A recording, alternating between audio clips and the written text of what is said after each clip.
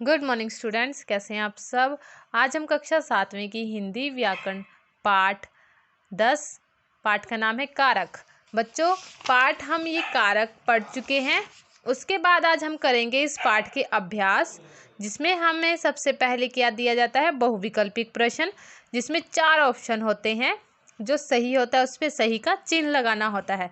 जैसे पहला दिया हुआ है कारक के भेद हैं, यानी इसमें बताना है कारक के कितने भेद हैं। तो कारक के 8 भेद हैं, जिस पे हमने सही का चिन्ह लगाया है। जैसे दूसरा दिया है अपादान कारक का चिन्ह है, यहाँ पे हमें बताना है अपादान का जो कारक का चिन्ह है वो कौन सा होता है, वो होता है से।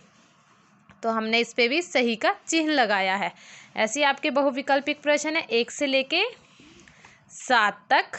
उसके बाद है बच्चों प्रश्न उत्तर। जैसे इसमें दिया है कारक का शाब्दिक अर्थ और परिभाषा बताइए, यानी कारक का अर्थ बताना है। कारक किसे कहते हैं, तो बच्चों ये आपको जहाँ से हमारा पाठ है जो शुरू होता है वहाँ पर ये मैंने टिक लगाया हुआ है। ये पहले का आंसर है, पहले प्रश्न का उत्तर है, ये आपने करना है।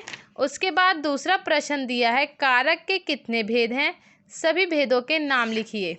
तो उसी के नीचे कारक के भेद दिए हैं, कारक के 8 भेद हैं और 8 के नाम दिए हुए हैं 1 से लेके 8 तक। ये आपके दूसरे प्रश्न का उत्तर है।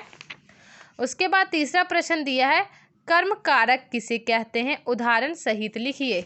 तो हम तीसरा उत्तर हमारा कर्म कारक, कर्म कारक के बारे में आप सभी ने लिखना है और उसका एक उदाहरण देना है, ठीक है। उसके बाद है संप्रदान कारक किसे कहते हैं, उदाहरण देकर स्पष्ट कीजिए। संप्रदान कारक के बारे में लिखना है, संप्रदान किसे कहते हैं और उसका एक उदाहरण देना है, ठीक है। उसके बाद है 5वां प्रश्न संबंध कारक किसे कहते हैं, उदाहरण देकर स्पष्ट कीजिए। तो संबंध कारक है बच्चों नेक्स्ट पेज पे संबंध कारक, इसके बारे में हमें पूरा लिखना है कि संबंध कारक किसे कहते हैं और उसका एक उदाहरण देना है। आप 2 उदाहरण भी दे सकते हैं, ठीक है। उसके बाद 6वां है प्रत्येक कारक का एक एक उदाहरण वाक्य बनाइए। तो यहाँ पर हमें जैसे कर्ता कारक दिया है, इसका हमें एक उदाहरण लिखना है। कर्ता कारक क्या होता है उसका उदाहरण लिखना है। राधिका ने बहुत सुंदर नृत्य किया, है ना। तो यहाँ पर कर्ता कारक का ये वाक्य बना है। उसके बाद दूसरा है कर्म कारक, इसका भी हमें वाक्य बनाना है। कर्म कारक का जो उदाहरण वो देना है। सीमा ने अपनी सहेली को उपहार दिया। उसके बाद तीसरा है कर्ण कारक, कर्ण कारक का उदाहरण देना है। हम बस द्वारा सालासर घूमने गए, ठीक है। ये हैं आपके पूरे 1 से लेके 8 तक कारक चिन्ह जिनके उदाहरण दिए गए हैं। उसके बाद है निम्नलिखित वाक्यों में उपयुक्त कारक चिन्ह लगाकर इन्हें पूर्ण लिखिए। तो यहाँ पर हमें एक वाक्य दिया गया है जिसमें से हमें इसको पूरा सही करके दोबारा से लिखना है। जैसे यहाँ दिया है काका कालेकर नदियों लोकमाता कहा है, तो ये लाइन पूरी नहीं है। इसको हम पूरा करके कैसे लिखेंगे, काका कालेकर ने नदियों को लोकमाता कहा है। दूसरा है माँ और दादी मौसी और मामी गोद तरह उनकी धारा डुबकियाँ लगाया करता। तो ये क्या है, पूरी लाइन नहीं है, हमें इस लाइन को कंप्लीट करना है। तो ये कैसे होगा, कारक का चिन्ह लगा के कंप्लीट होगा। माँ और दादी मौसी और मामी की गोद की तरह उनकी धारा में डुबकियाँ लगाया करता। ये आपके 1 से लेके 5 तक हैं। उसके बाद है निम्नलिखित चिन्हों का प्रयोग करते हुए वाक्य बनाइए। तो ये है यहाँ पे का जो है चिन्ह दिए गए हैं हमें कारक के, उनका वाक्य बनाना है। जैसे मैं गेंद डिब्बे में पड़ी है। दूसरा है पर कुछ फल कुर्सी पर रखे हैं, ठीक है। ये 1 से लेके 6 तक हैं। उसके बाद है नीचे लिखे कारकों के सामने उनका कारक चिन्ह लिखो तथा उनका वाक्य में प्रयोग करिए।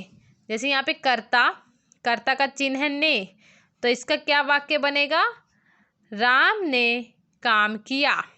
उसके बाद है कर्म, कर्म का चिन्ह है को, तो यहाँ वाक्य बना है राधा ने राम को किताब दी। ठीक है, ये आपको दिए गए हैं सारे कर्ण जो कारक के भेद हैं वो लिखे हैं, यहाँ पर उनके चिन्ह लिखे हुए हैं और उनके यहाँ पर वाक्य बनाए गए हैं। उसके बाद दिया गया है 10वां पॉइंट, नीचे लिखे वाक्यों में से कारक चिन्ह छांटकर उनके नाम लिखिए। तो बच्चों ये हमें वाक्य बनाए हुए हैं, ठीक है, सारे वाक्य दिए गए, इनमें से हमें क्या छांटना है, कारक का चिन्ह छांटना है और उन चिन्ह का नाम लिखना है। श्याम घर पर नहीं है, तो पर क्या है, चिन्ह है, यहाँ पे हमने पर लिखा है, किसका चिन्ह है, अधिकरण का। जैसे दूसरा है गीता पढ़ने के लिए अमेरिका जा रही है, तो यहाँ पर क्या आएगा, के लिए कौन सा कारक है, संप्रदान कारक है।